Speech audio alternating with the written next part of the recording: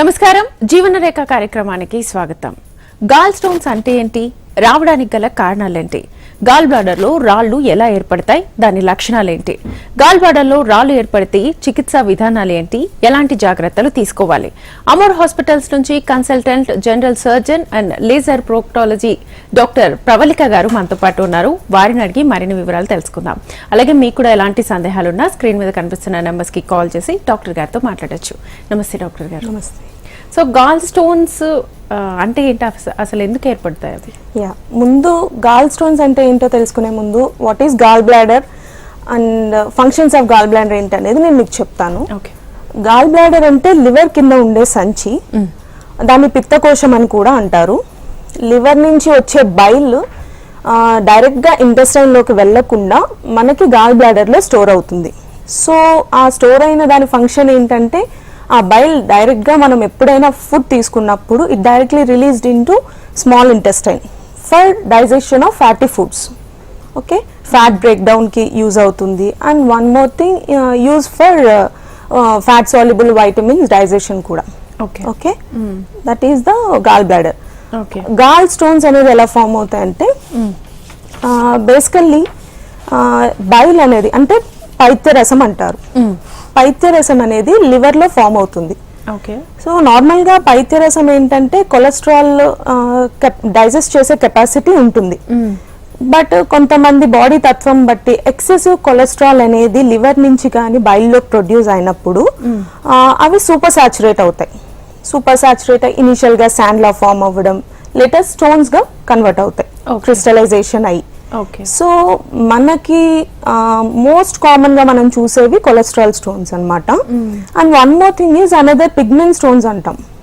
So pigment stones ఏంటంటే basically ఎవరికైనా blood disorders like sickle cell anaemia అని ఒక కండిషన్ అండ్ తలసీమియా అని ఒక కండిషన్స్ ఉంటాయి. అవేంటంటే ఎక్సెసివ్ బ్లడ్ డిగ్రేడేషన్ అవుతుంది అనమాట. అలా అయినప్పుడు బైల్ అనేది ఎక్సెసివ్ గా బిలిరూబిన్ కంటెంట్ ని ఫామ్ చేస్తుంది. సో ఎక్సెసివ్ బిలిరూబిన్ ఎప్పుడైతే గాల్ బ్లాడర్ లో ఉంటుందో then it converts to pigment stones. Okay, those are types of stones అన్నమాట. ఓకే, అంటే మీరు చెప్పిన ఈ టైప్స్ ఏ ఉంటాయా? ఇంకా లైక్ బ్రౌన్ పిగ్మెంట్ స్టోన్స్ అని కూడా ఉంటాయి. అవి ఎట్లా అంటే ఎనీ బిలియరీ స్టేసిస్ అంటే బైల్ లో ఎక్కువ రోజులు గాల్ బ్లాడర్ లో ఉండిపోయినప్పుడు, బైల్ మొటిలిటీ తగ్గినప్పుడు, ఇవి కొన్ని కండిషన్స్ లో తగ్గుతాయి అన్నమాట. అలా తగ్గినప్పుడు బ్రౌన్ స్టోన్స్ కూడా, బ్రౌన్ పిగ్మెంట్ స్టోన్స్ కూడా ఫామ్ అవుతాయి. ఓకే, అండ్ మీరు అన్నట్లుగా ఈ గాల్ బ్లాడర్ లో ఈ స్టోన్స్ ఏర్పడడానికి ఎంత టైం పడుతుంది అసలు నార్మల్ వ్యక్తికి, స్టోన్స్ ఏర్పడ్డ వ్యక్తికి? ఓకే, నార్మల్ అంటే ఇట్ టేక్స్ ఇయర్స్ అండి. బాడీ కండిషన్ బట్టి, బాడీ తత్వం బట్టి ఉంటుంది. దీనికి కొన్ని రిస్క్ ఫ్యాక్టర్స్ అనేవి ఉంటాయి. ఓకే, సో రిస్క్ ఫ్యాక్టర్స్ ఎలా అంటే అందరికీ వస్తాయా అంటే కొన్ని జెనెటిక్ ఇన్ఫ్లుయెన్స్ వల్ల కూడా ఉంటుంది. సో జెనెటిక్ ఇన్ఫ్లుయెన్స్ అనేది కూడా one of the reason for gall stones. Okay, and one more thing, females are more prone than men. Females కి most common when compare to men. Females like 9% men female లో ఉంటే 6% men కు ఉంటుంది. So అట్లా. And one more thing, aged more than 40 years వాళ్ళు more prone to gall stones. And obese people ఏంటంటే cholesterol ఎలా అయితే కొంతమందికి బ్లడ్ లో తక్కువ ఉండొచ్చు కొలెస్ట్రాల్ లెవెల్స్, బట్ స్వభావ రీత్యా గాల్ బ్లాడర్ లో బైల్లో అంటే లివర్ నుంచి ప్రొడ్యూస్ అయ్యే బైల్లో కొంతమందికి కొలెస్ట్రాల్ శాతం ఎక్కువ ఉంటుంది. So obese people. And one more important thing, long term fasting, early అంటే తొందరగా వెయిట్ లాస్ అవ్వడం, అంటే గ్రాడ్యువల్ గా కాకుండా విత్ ఇన్ డేస్ లో, విత్ ఇన్ మంత్స్ లో వెయిట్ లాస్ అవుదామని చెప్పి లాంగ్ స్టార్వేషన్ లో ఉన్నప్పుడు ఒకేసారి కొలెస్ట్రాల్ అనేది బాడీలో ఉన్న ఫ్యాట్ అనేది సడన్ గా రిలీజ్ అవుతుంది కదా, అది లివర్ అనేది తీసుకోలేదు. సో అంత ఫాస్ట్ గా రిలీజ్ అయినప్పుడు లివర్ తీసుకోలేదు. So it will go into bile where storage gets in gall bladder. So అది అందుకనే ఫాస్ట్ గా వెయిట్ రిడక్షన్ అనేది మంచిది కాదు. ఓకే, అండ్ మీరు చెప్పిన దాన్ని బట్టి చూస్తే ఏజ్ ఫ్యాక్టర్ ఏమి ఉండదు, ఈ రీజన్స్ వల్లే వచ్చేస్తుంది. మోర్ దాన్ 40 years వాళ్ళకి కూడా వస్తుందని చెప్పారు కదా, more than 40 years. And fertile women means ఎక్కువ ఉమెన్ లో ఏంటంటే డిఫరెంట్ స్టేజెస్ అప్పుడు కూడా రిప్రొడక్టివ్ స్టేజెస్ అప్పుడు కూడా స్టోన్స్ ఎక్కువగా ఫామ్ అయ్యే ఛాన్సెస్ ఉంటాయి.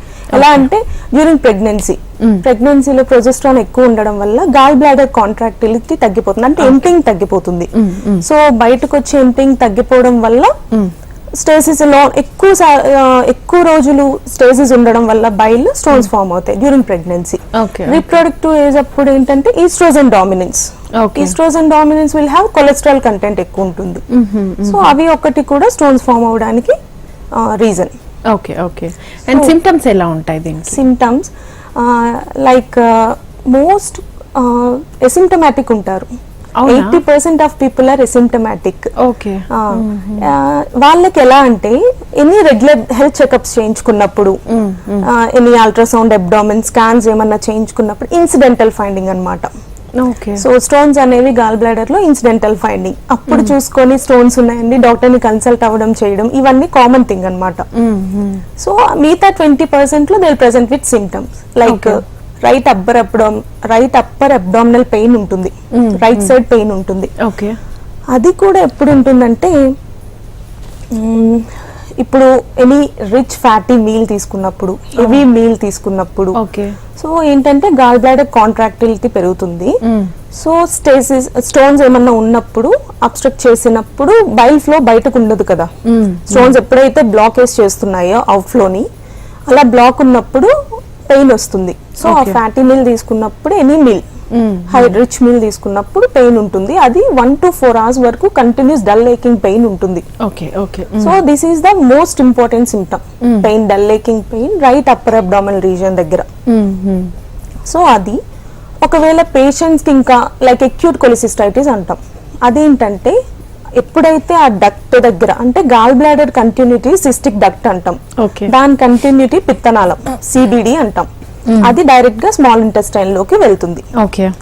సో ఎప్పుడైతే సిస్టిక్ డక్ట్ దగ్గర మనకి స్టోన్ కంప్లీట్ గా అంటే ఇంకా బ్యాక్ ఫ్లో లేకుండా స్టోన్ అక్కడే కంప్లీట్ గా లాడ్జ్ అయిపోయిందంటే మనకి గాల్ బ్లాడర్ అంతా వాపు రావడం, సో ఆ వాపునే అక్యూట్ కొలిసిస్టైటిస్ అంటారు.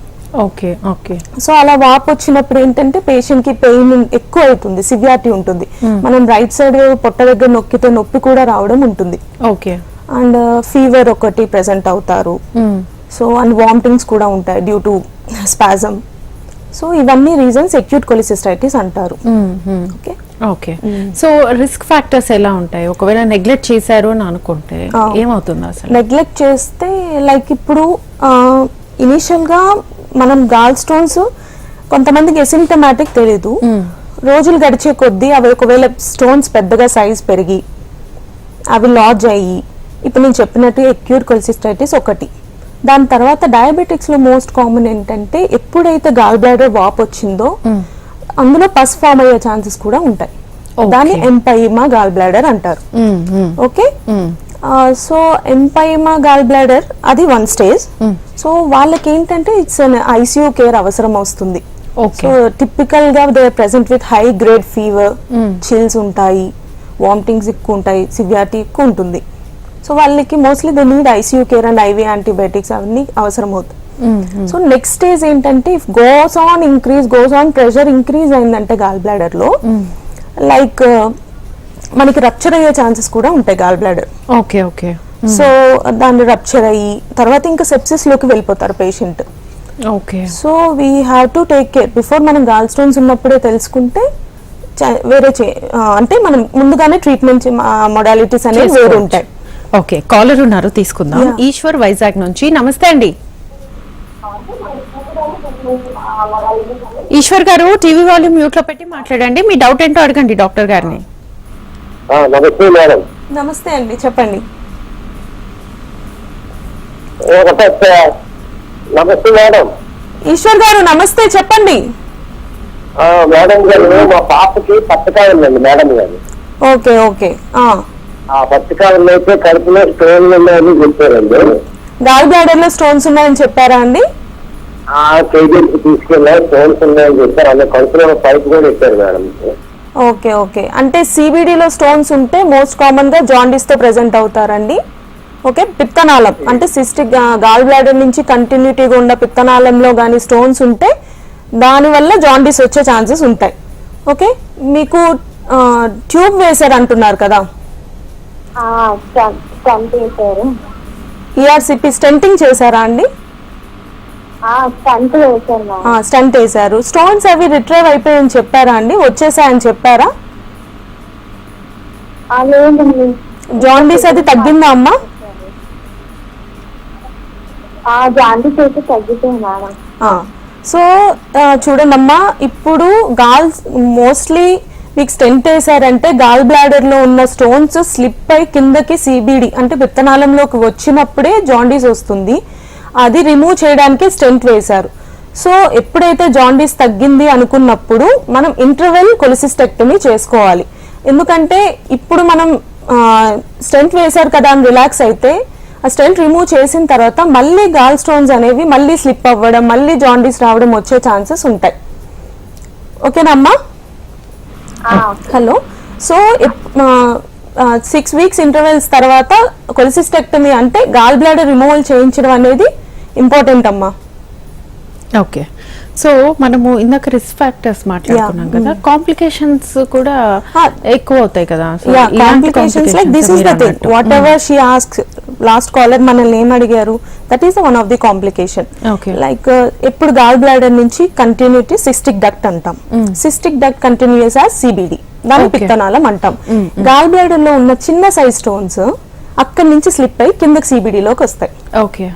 సో ఎప్పుడైతే అక్కడ కానీ ఎప్పుడైతే బ్లాక్ అయ్యింది అనుకుంటే అప్పుడు ఏంటంటే బైల్ అంతా పైకి తంతుంది, పైత్యరసం అంతా పైకి లివర్ లోకి తంతుంది. లివర్ లో అంత అక్యుములేట్ చేసుకోలేదు, అలాంటప్పుడు జాండీస్ వస్తుంది. ఓకే. సో దాన్ని ఇప్పుడు ఏదైతే విత్తనాళంలో ఉన్న స్టోన్స్ ని దాన్ని కొలిడోకోలిథియాసిస్ అంటారు. అంటే ఇప్పుడు ఈ పేషెంట్ కాల్ చేసిన పేషెంట్ కూడా మీరు బయటకు వచ్చింది, అది కాంప్లికేషన్. అంటే అది సివియర్ స్టేజా మీరు అన్నట్లు? వన్ ఆఫ్ ది కాంప్లికేషన్ అంతే. అది కానీ మనం వదిలేస్తుంటే మళ్ళీ అది వాపు రావడం, కొలాంజైటిస్ వెళ్ళడం, it's a severe thing. Next complication. ఇప్పుడు ఆ స్టోన్ అక్కడ ఉంది, ఓకే, కొంచెం కొంచెంగా అది పెద్దదయ్యి వాపు పెరిగిపోతే కొలాంజైటిస్ అంటాం. ఓకే. ఆ సిబిడి యొక్క ఇన్ఫ్లమేషన్ ని కొలాంజైటిస్ అంటాం. సో దానికి ఇంకా సివియర్ గా ప్రెసెంట్ అవుతుంది జాండీస్ అయితే. ఓకే. ఓకే. సో ఇన్వెస్టిగేషన్స్ విషయానికి వస్తే ఇందాక మీరు అన్నారు అబ్డామినల్ స్కాన్ చేస్తే సిటీ స్కాన్ వాటిలో తెలిసిపోతుంది. Most common first and most common investigation ఏంటంటే అల్ట్రాసోనోగ్రఫీ. ఓకే. ఓకే. అల్ట్రాసోనోగ్రఫీలో స్లడ్జ్ అంటే ఇనిషియల్ గా శాండ్ ఫామ్ అయిన థింగ్ గానీ అండ్ స్టోన్స్ ఫామ్ అయ్యింది అనేది మనకి అల్ట్రాసౌండ్ లో తెలుస్తుంది. ఓకే. మనకి అల్ట్రాసౌండ్ లో తెలియదు ఏంటంటే పిత్తనాళంలో అంటే సిబిడిలో స్టోన్ ఉంటే మనకి అల్ట్రాసౌండ్ లో కనపడదు. Due to bowel gas shadow ఏదన్నా అవ్వచ్చు, అల్ట్రాసోనోగ్రఫీలో మనకు కనబడదు. అలాంటప్పుడు మనం చేసే next investigation MRCP. So one of form of MRI. ఎంఆర్ఐలో మనకు మొత్తం బిలియరీ ట్రీ అంతా మంచిగా కనబడుతుంది. సో సిబిడిలో స్టోన్ ఉన్నా అంటే పిత్తనాళంలో స్టోన్ ఉన్నా లైక్ గాల్ బ్లాడర్ లో స్టోన్స్ ఎనీథింగ్ మొత్తం బిలియరీ ట్రీ అంతా మనకి ఎంఆర్ఐలో కనిపిస్తుంది. Okay. So MRI follows ERCP అంటాం. ఈఆర్సిపి అంటే it's both diagnostic and therapeutic. ఇప్పుడు వాళ్ళకి స్టెంట్ వేశారు కదా, ప్రీవియస్ మనం కాల్ మాట్లాడాం, వాళ్ళకి చేసింది ఈఆర్సిపి అంటే it's form of X-ray and endoscopy. So ఏదైతే స్టోన్ సిబిడి పిత్తనాళంలోకి వెళ్ళిందో అది ఎండోస్కోపీ ద్వారా మనం రిమూవ్ చేస్తాం. రిమూవ్ చేసి స్టెంట్ వేస్తాం, ఇంకా మళ్ళీ ఫామ్ అవ్వకుండా లైక్ మళ్ళీ స్టోన్ రిట్రైవ్ చేయడానికి. సో అది one of the ERCP. Next one more investigation acute cholecystitis అంటే గాల్ బ్లాడర్ వాప్ వచ్చింది, పర్ఫరేట్ అయింది అంటే గాల్ బ్లాడర్ రప్చర్ అయింది అనేవి మన సిటీ స్కాన్ లో తెలిసిపోతుంది. Okay. These are the investigation modalities. So once investigation లో ఉన్నాయి అని తెలిసిన తర్వాత దాంట్లో మీరు అన్నట్లుగా స్టేజెస్ కూడా ఉంటాయి. తీసుకున్న తర్వాత మెడికేషన్ విషయానికి వస్తే అందరికి సర్జరీస్ చేస్తారా లేకపోతే మెడికేషన్స్ ఇస్తారా? వన్ థింగ్, గాల్ స్టోన్స్ అనేవి మెడికేషన్ ద్వారా అసలు చాలా తక్కువ మందికి తగ్గుతుంది. ఎందుకంటే most of the thing gall stones అనేవి ఒక్కసారి బాడీలో ఫామ్ అవడే ఛాన్స్ ఉందంటే ఇంకా ఫామ్ అవుతాయి. మనం ఇనిషియల్ గా 2 years వరకు మెడికల్ మేనేజ్మెంట్ ఒక డ్రగ్ ఇస్తాం మనం. సో ఆ డ్రగ్ ఇచ్చిన తర్వాత కూడా తగ్గుతాయి, కానీ 50% of chance to get again మళ్ళీ గాల్ స్టోన్స్ ఫామ్ అవుతాయి. సో మోస్ట్ కామన్లీ మనం సర్జరీ అనేది అందరికి ప్రిస్క్రైబ్ చేస్తాం. బట్ ఎసింటమాటిక్ పీపుల్ కి మాత్రం మనం సర్జరీ అనేది ప్రిస్క్రైబ్ చెయ్యం. ఓకే, ఓన్లీ సిమ్టమ్స్ ఉన్న వాళ్ళకే చేస్తారు. సిమ్టమ్స్ కానీ ఎనీ కాంప్లికేషన్స్ లైక్ ఇప్పుడు నేను ఇందాక చెప్పినట్టు గాల్ బ్లాడర్ అండ్ పిత్తనాళం కాకుండా కొంతమందికి ప్యాంక్రియాటిక్ గ్రంథి దగ్గరికి వెళ్ళి కూడా ప్యాంక్రియాటిక్ గ్రంథి నాళం దగ్గరకు కూడా వెళ్ళి ఆగినప్పుడు ప్యాంక్రియాటైటిస్ వస్తుంది. ఓకే, ప్యాంక్రియాటైటిస్ ఒకటి వస్తుంది అండ్ లివర్ డిజార్డర్స్ వస్తాయి. సో ఇవన్నీ ఉంటాయి. ఇవన్నీ కాంప్లికేషన్స్ వాళ్ళు ఇంకా అటైన్ అవుతున్నారు అన్న టైంలో మనం గాల్ బ్లాడర్ సర్జరీ అనేది వాళ్ళకి సజెస్ట్ చేస్తాం. ఓకే ఓకే, అండ్ సిమ్టమ్స్ వచ్చేంత వరకు వెయిట్ చేస్తారు. ఒకవేళ లైక్ అంటే ఇనిషియల్ గా మనం సిమ్టమ్స్ ఏముంటాయి పేషెంట్స్ కి అనేది ముందే మనం ఎడ్యుకేట్ చేస్తాం. ఇప్పుడు వచ్చిన అసిమ్టమాటిక్ పీపుల్ అందరికి మనం సర్జరీ చేయం. ఇన్సిడెంటల్ ఫైండింగ్స్ లైక్ అల్ట్రాసౌండ్ లో మనకి ఇన్సిడెంటల్ ఫైండింగ్ వచ్చింది, సో వచ్చేదంటే మనం సజెస్ట్ చెయ్యం, వాళ్ళకి చెప్తాం ఇవి సిమ్టమ్స్ ఉంటాయి. మీకు ఫుడ్ హెవీ ఫ్యాటీ మీల్ తీసుకున్న తర్వాత ఏమన్నా నొప్పి 1 to 3 hours కంటిన్యూస్ గా ఉంటుంది, బ్లోటింగ్ సెన్సేషన్ వస్తుంది, వామిటింగ్ సెన్సేషన్ వస్తుంది, ఫీవర్ వస్తుంది. ఇవన్నీ సిమ్టమ్స్ మనం ముందే వాళ్ళకి ఎడ్యుకేట్ చేస్తాం వాట్ ఆర్ ద సిమ్టమ్స్ అని. సో ఇవన్నీ జాండీస్ ఒకటి, సో అంతవరకు వెయిట్ చేయం. బట్ ఈ సిమ్టమ్ పెయిన్ అనేది ఇనిషియల్ గా స్టార్ట్ అయిందంటే we'll tell them to get surgery. Okay, next caller Shankaraiah Mahabub Nagar నుంచి. నమస్తే అండి, మాట్లాడండి డాక్టర్ గారితో, మీ డౌట్ ఏంటో అడగండి. నమస్తే శంకరయ్య గారు. చెప్పండి చెప్పండి. నాకు మొత్తం కలిపి ఇప్పుడు ఉబ్బరాయి ఉంటుంది మేడం, జీర్ణం కాదు. అది మళ్ళీ అందుకనే గడ్డికి మోషన్ 6 దాకా అవుతుంది. ఓకే, కుడివైపు పొట్ట భాగం దగ్గర ఏమన్నా నొప్పిగా ఉంటుందా అండి? రైట్ సైడ్ కొంచెం నొప్పి వస్తుంది మేడం. నొప్పి వస్తుంది. నొప్పి వచ్చినప్పుడు ఊపిరి పీల్చుకోవడం కష్టంగా ఉండడం, వాంతులు అవ్వడం ఏమన్నా ఉందా అండి? వాంతులు కొంచెం అప్పుడప్పుడు. ఓకే, అదే నేను ఇప్పుడు చెప్పిన విధంగా మీకు గాల్ బ్లాడర్ లో స్టోన్స్ ఉన్నాయా లేదా అనేది ముందు మనం తెలుసుకోవాలండి. సో అది తెలుసుకోవడానికి normal investigation, primary investigation, ultrasound చేస్తే అందులో స్టోన్స్ ఉన్నాయో లేవో తెలుసుకుంటే, స్టోన్స్ వల్లే మీకు నొప్పి వస్తుంది అని తెలిస్తే మాత్రం సర్జరీ చేయించుకోవాల్సి వస్తుంది. అది పిత్తనాళం అంటారు కదా మేడం, అందులో రాదని చెప్పారు. ఉన్నాయని చెప్పారా అండి? కామర్లు రావడం ఏమన్నా ఉందా అండి? అవన్నీ ఏం లేదు నాకు. మరి సిమ్టమ్స్ అన్ని ఉన్నప్పుడు మీరు ఒక్కసారి హాస్పిటల్ కి విజిట్ అయ్యి ఆపరేషన్ అయితే చేయించుకోవాల్సి ఉంటుంది శంకరయ్య గారు. ఓకే, సో సర్జరీ ఇంకా ఆపరేషన్ చెయ్యాలి కంపల్సరీగా అని అంటున్నారు కదా, సో చాలా మందికి చెయ్యాలి అని అనుకుంటూ ఉన్నప్పుడు వాళ్ళు ఎలాంటి ప్రికాషన్స్ తీసుకోవాలి? సర్జరీకి వెళ్లే ముందు వెళ్ళిన తర్వాత? ఓకే, వెళ్లే ముందంటే ఇంకా మనం లో ఫ్యాటీ మీల్ తీసుకోవాలి అని చెప్తాము. But whenever we plan for surgery will definitely go into surgery. కావాల్సిన ఇన్వెస్టిగేషన్స్ అన్ని చేస్తాము, అంటే దే ఆర్ ఫిట్ ఫర్ సర్జరీయా కాదా అనేది. లైక్ హార్ట్ కండిషన్ ఎట్లా ఉంది, లంగ్స్ కండిషన్ ఎట్లా ఉంది, ఎందుకంటే ఇది పెద్ద మత్తు ఇచ్చి చేస్తాం సర్జరీ. ఓకే, జనరల్ అనెస్థీషియా ఇచ్చే చేస్తాం. సో దీనికి అన్ని క్లియరెన్స్ కావాలి మనకి, అంటే లంగ్స్ మంచి స్టేటస్ లో ఉన్నాయా, హార్ట్ ఎట్లా ఉంది, బ్లడ్ ఎలా ఉంది, బ్లడ్ శాతం ఎంత ఉంది, సో లివర్ బానే ఉందా, లివర్ మార్కర్స్ అన్ని బానే ఉన్నాయా, ఇవన్నీ చూసుకుంటాం మనం సర్జరీకి వెళ్లే ముందు. Completely they are fit for general anaesthesia కాదా అనేది చూసుకుంటాం. Okay, then will plan for surgery. Mostly ఇంతకు ముందు ఓపెన్ కొలిసిస్టెక్టమీస్ చేసేవాళ్ళు పాత కాలంలో, సో ఇప్పుడు అది అసలు కంప్లీట్ గా లేదు. ఓకే, మోస్ట్ కామన్ మనం చేసేది keyhole surgery, laparoscopic surgery. చిన్న రంధ్రాల ద్వారా వెళ్ళి మనం ఎక్కడైతే సిస్టిక్ డట్ కనెక్షన్ ఉంటుందో అక్కడ క్లిప్స్ వేసి మనం గాల్ బ్లాడర్ రిమూవల్ అనేది చేయడం జరుగుతుంది. ఓకే ఓకే, సో దీనికి సంబంధించి లాంగ్ టర్మ్ రిజల్ట్ ఉంటాయా లేదా ఎంతవరకు సేవ్ అవ్వచ్చు? ఓకే, చాలా మందికి డౌట్ ఏంటంటే మన బాడీలో గాల్ బ్లాడర్ తీసేస్తే గాల్ బ్లాడర్ లేదు కదా, ఇంకా దాని ఫంక్షన్స్ ఏంటి, దాని తర్వాత వచ్చే ప్రాబ్లమ్స్ ఏంటి అనే డౌట్ వస్తుంది చాలా మందికి, అది కామన్. సో ఏంటంటే గాల్ బ్లాడర్ నేను ముందు చెప్పే విధంగా అది only storage thing. Okay liver నుంచి వచ్చే పైత్యరసం గాల్ బ్లాడర్ లో స్టోర్ అవుతుంది. Okay. తర్వాత సిస్టిక్ డక్ట్ నుంచి పైతనాళంలోకి కిందకు వెళ్తుంది. సో ఎప్పుడైతే మనం గాల్ బ్లాడర్ రిమూవ్ చేసామో లివర్ నుంచి డైరెక్ట్ గా ఇంటెస్టైన్ లోకి పైతనాళం ద్వారా వెళ్ళిపోతుంది. ఏ సైడ్ ఎఫెక్ట్స్ ఉండదు. ఇనిషియల్ గా బట్ ఏంటంటే స్లోగా రిలీజ్ అవుతుంది కదా గాల్ బ్లాడర్ లో బైల్ ఉన్నప్పుడు, ఇప్పుడు సడన్ గా వెళ్ళిపోతుంది. సో డైరెక్ట్ ట్రాక్ట్ ఉండడం వల్ల కొంతమందికి ఫుడ్ తీసుకున్న వెంటనే మోషన్స్ అవ్వడము అలా ఇనిషియల్ స్టేజెస్ లో ఎక్కువ రోజులు ఉండదు, లైక్ ఒక 2 weeks 3 weeks ఉంటుంది. అది తగ్గిపోతుంది కొన్ని డేస్ కి. తర్వాత మళ్ళీ ఇంకా ఫుడ్ హ్యాబిట్స్ అని తగ్గించుకోవాలి, అంటే హై ఫైబర్ డైట్ తీసుకోవాలి, లో ఫ్యాట్ డైట్ అనేది తగ్గించుకోవాలి. ఎందుకంటే ఎప్పుడైతే కొంచెం స్లో రిలీజ్ అవుతుందో అప్పుడు ఫ్యాట్ అబ్జర్ప్షన్ ఎక్కువ ఉంటుంది, బట్ ఇది డైరెక్ట్ రిలీజ్ కాబట్టి కొంచెం అబ్జర్ప్షన్ అని తగ్గడము, బ్లోటింగ్ రావడము, డైరియా అవ్వడం ఉంటుంది. సో లైఫ్ స్టైల్ మోడిఫికేషన్, ఒక ఫిజికల్ యాక్టివిటీ పెట్టుకోవాలి. సో లో fat diet, high fibre diet, red meat తీసుకునే వాళ్ళు ఫిష్ కన్వర్ట్ అవ్వడం, సో ఇవన్నీ చేయాలి.